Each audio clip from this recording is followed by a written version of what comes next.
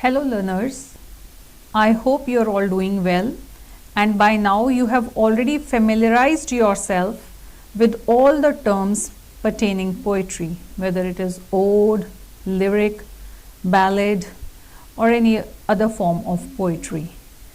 Today's lecture will focus on William Shakespeare's All the Words a Stage. I assume that you have already read the poem, but still, for convenience, I will be referring to the stanzas and the lines of the poem for your convenience. William Shakespeare requires no introduction. You all have studied many texts in your school days which were written by William Shakespeare. I hope you are familiar with his works like The Merchant of Venice, Julius Caesar. Besides writing dramas, which again, are very eminent in literature, he has also written sonnets and poems. William Shakespeare is an English poet, dramatist of the 16th, 17th century. He was born in Stratford upon Avon and in the month of April. So he is also known as Bard of Avon. Ben Jonson, another dramatist, while making an observation about William Shakespeare's writing, says, Shakespeare was not of an age, but for all time. So all his works are marked with great intellectual prowess. You can sense intense perceptiveness and the poetic power in the sonnets or the poems that he has composed. So his imaginatively stimulating compositions are basically focusing on the human situations and emotions. This particular poem, All the Words a Stage, is an extract from a romantic comedy written by William Shakespeare. This romantic comedy is titled As You Like It. In this particular comedy, the character Yark he's a philosopher, he's a melancholic character, and he is accompanying Duke Senior and his followers who have been banished into the forest of Arden. So as he is accompanying the Duke Senior, he probably is keeping them busy with his talks. And always remember, the melancholic character in William Shakespeare is almost like a philosopher, and the philosophy of life will come from his mouth. So again, this particular extract, which has taken the form of a very popular poem which is prescribed in the curriculum of many English courses across the globe, I won't say India, but throughout the whole globe it has been prescribed. So this particular poem is an extract. Yark is a very close friend of exiled Duke Senior, and what he is trying to say in this poem is related to our life. At times, when we start studying, we usually question, why should we study this? Now, the best part of poetry, when you learn poetry, is that your critical analytical abilities get enhanced. So this extract from As You Like It, or the poem All the Words a Stage, talks about the cycle of birth and death of human beings, and this cycle of birth and death of human beings is compared to an entry and exit of actors from a stage.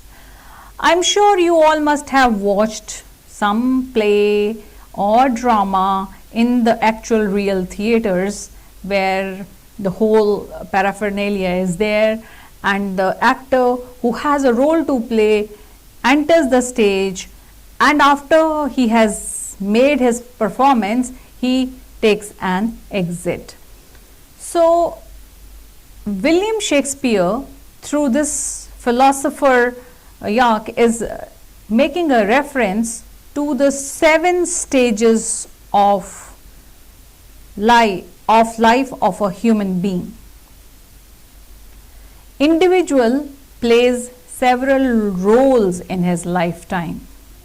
So, many poets, many writers, many philosophers, many theorists have tried categorizing the life of human being, and as they do so, they have also added an angle of the planets, whether you're being governed by Mars, Jupiter, Saturn in this particular phase of life. But in this particular poem, you don't find a mention to such planetary motions or planetary positions, but still 7 stages of the life of man have been indicated in this particular poem, which include infancy. You know what infancy is, when a child is born. Then the smaller boyhood, girlhood days, the childhood days. He will talk about adolescent age, adolescent maturing into youth, playing a role in society, whether a soldier or a judge, gaining maturity, and finally coming to the old age, the senile age, or which is also termed as the second childhood. So, the life of a human being begins from infancy, childhood, and it moves to the second childhood, senility, and the old age. The poem is giving us a very insightful analysis of all these different stages in the life of human beings. The schematic division of the human life makes us reflect on the physical arrangement of human beings in this cosmos. So, this extract reinforces the fact that life declines into protracted senility and it ends into oblivion. And as we read the poem today, we will come across all these stages of life and what kind of thoughts is this poem going to generate. I think it will vary from person to person, but there is one thing that is quite common to the thoughts of everyone, whether when we read about what is in infancy or what is in childhood, adolescence, or at the mature age, one might feel or think, what is this life for? What is the purpose of this life? Now, the purpose of life is to find a meaning in whatever work, action that you are involved in. We all know that we, like actors, will come on the stage of life, we will lead a life, and then we all will die one day. We are all mortal human beings. But William Shakespeare here again, is referring to these stages, and I'm just going to read a few lines from this poem so that this becomes more clear to you. He says that all men and women are mere players. They have their entries, they have their exits. So, and one man in his lifetime is performing several roles. He acts as in several ages. Do you know, dear learners, that a few writers, poets have also compared life to different seasons, 7 seasons, things like that. But here he primarily is focusing on these stages. At first he says it's infant, when a small baby is crying or cribbing in the nurse's arm or the mother's arm. A whining schoolboy. Why a whining schoolboy? Because whenever a mother or the parents are sending a child to the school, he or she does not like it, and therefore he is going to whine for a while, and but reluctantly he will carry his satchel, his bag, and with a shining morning face, creeping, crawling, he will reach unwilling to the school. So then as he matures, he's in the adolescent age, he like a lover, he has intense emotions and he writes poems in praise of his mistress, his beloved. Then he is like a soldier. He also has a societal role to play. So he will be serving whether army, or he would be or she would be involved in any kind of profession. Soldier, why, it's just a reference point. So, and also to the point, soldier full of strange oaths, because at that age, when one is past his 30s or 35s, he's got a lot of energy and vitality, and also he is very quick in picking up quarrels because of this vitality. But William Shakespeare reminds us, seeking the bubble reputation even in the cannon's mouth. So he says whatever he's trying to achieve through his energy by quarreling or trying to prove himself as the best, he might gain a reputation. But what is this reputation like? A bubble. So what is this bubble? It appears for a while and then it disappears. It's short-lived. So through this poem, the poet is trying, William Shakespeare is trying to tell us that life is transient. And that's what I made a mention when I just read that out, that he's talking about the schematic division of human life, which is in a temporal sequence, is making us reflect on the physical arrangement of the cosmos. So we move on to the next stage. He says is justice. So what does this justice means? It means now this energetic, quarreling, young, mature, middle-aged man gains some kind of maturity, and he is at a level, when he can give his opinion, he can advise people.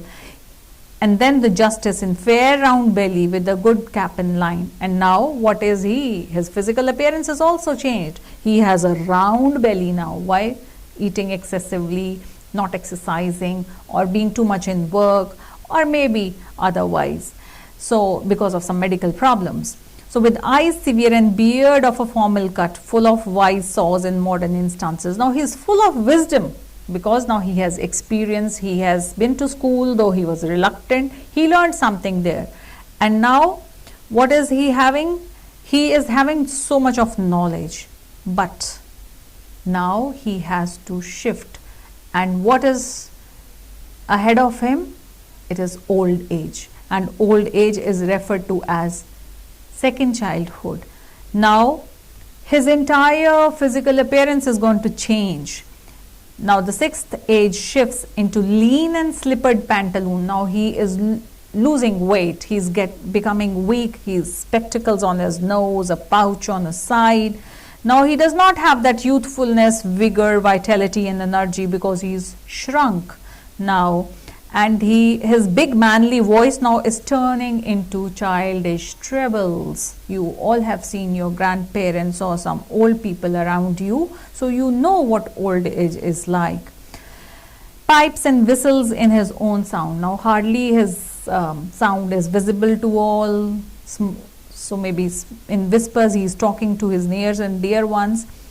Last scene of all that ends this strange eventful history is second childishness and mere oblivion. So what are we all heading towards? We are heading towards senility, ending into oblivion. And what will we be looking like? Sans teeth, sans eyes, sans taste, sans everything, which means without teeth. Sans means without eyes, without taste, without anything else. So this 7-act age performed on stage of the word actually belongs to the theatre of the absurd. And by making us think about all these stages of life, Shakespeare probably, he's not directly suggesting, but he probably wants human beings to make the best use of the time, make the best use of their energies, make the best use of their knowledge. I hope the poem is clear to you and you will work on your own to write, whether about the theme or some other particular paraphrasing or critical analysis stanzas. Thank you very much.